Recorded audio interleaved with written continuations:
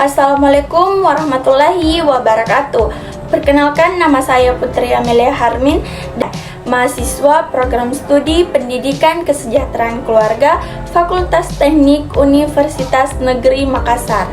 Pertama-tama yang terhormat kepada dosen pengampu Ibu Dr. Andi Hudia, MPD, dan Ibu Israwati Hamsar, SPD, MPD, dan Bapak Andi Muaz, SPD, MPD.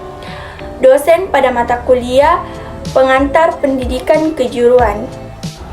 Baik, di sini saya akan menjelaskan mengenai peran dimensi pendidikan kejuruan di era 4.0.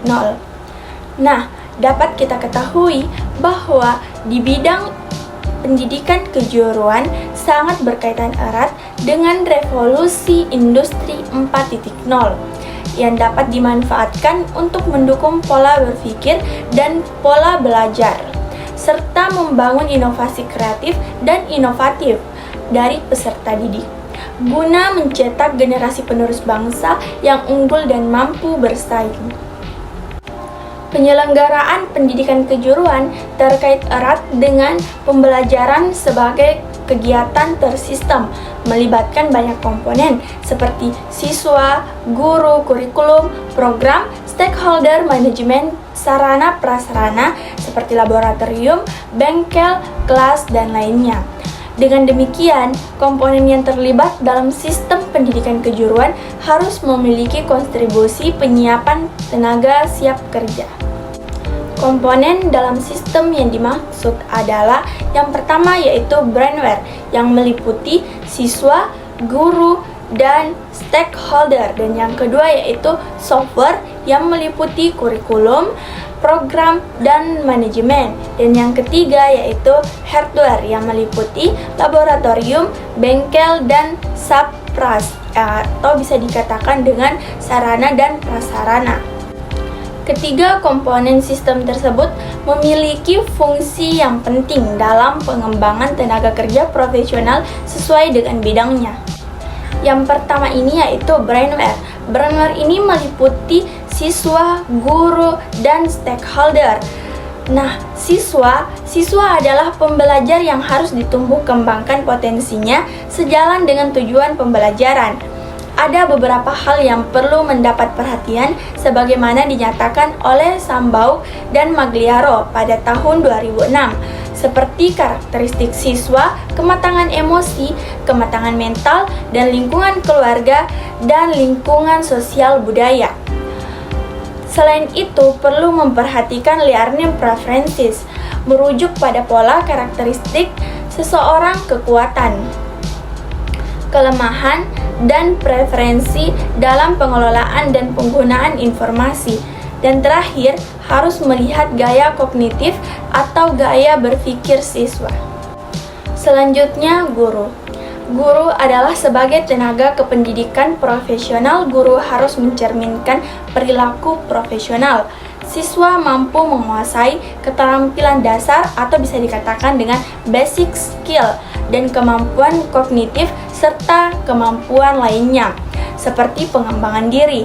Dalam pengertian sistem pendidikan Indonesia, guru adalah pendidikan profesional dengan tugas utama mendidik, mengajar, membimbing, mengarahkan, melatih, menilai, dan mengevaluasi peserta didik pada pendidikan anak usia dini, jalur pendidikan formal, pendidikan dasar, dan pendidikan menengah yang tercantum pada Undang-Undang Nomor 14 Tahun 2005 Pasal 1 Ayat 1.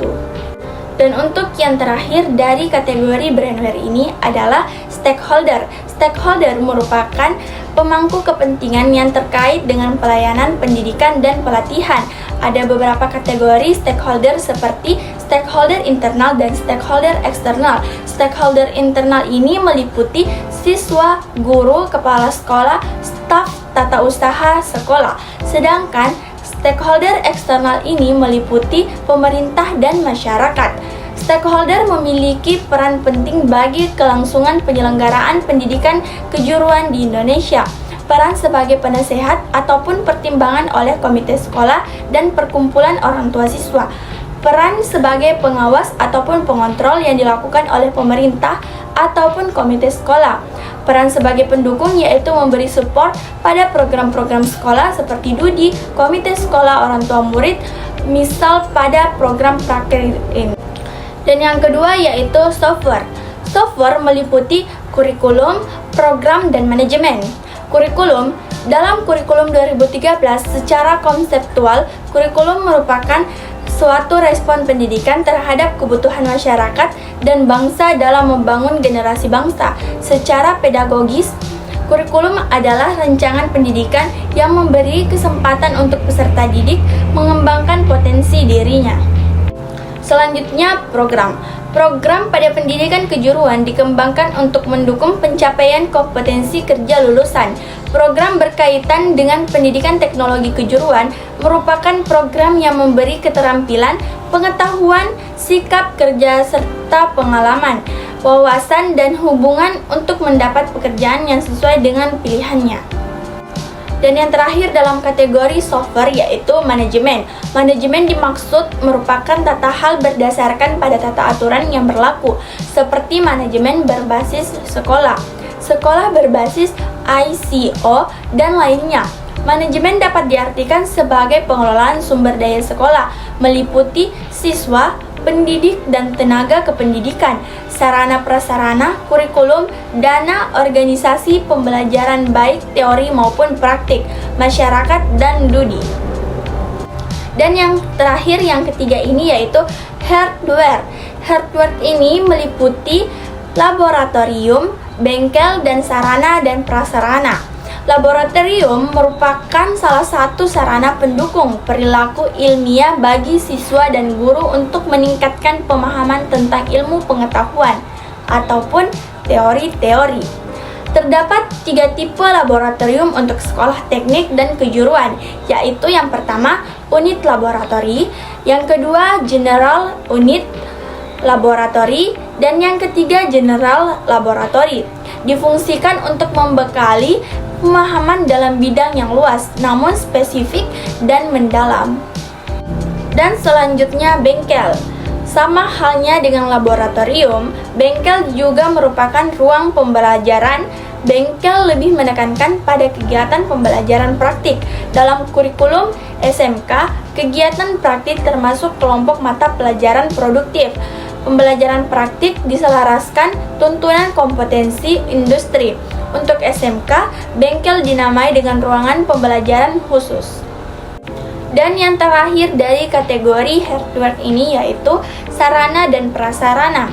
Kebutuhan sarana prasarana untuk SMK lainnya seperti ruang pimpinan, ruang tata usaha, ruang guru, ruang bimbingan konseling, ruang kelas, ruang perpustakaan, tempat ibadah, ruang UKS, ruang organisasi kesiswaan, ruang jamban, gudang, ruang sirkulasi, dan ruang bermain atau ruang olahraga.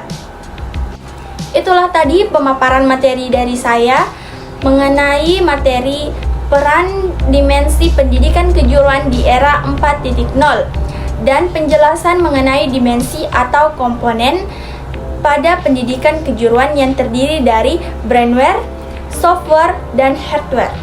Sekian dari saya, kurang dan lebihnya mohon maaf. Wabillahi taufiq wal hidayah. Wassalamualaikum warahmatullahi wabarakatuh.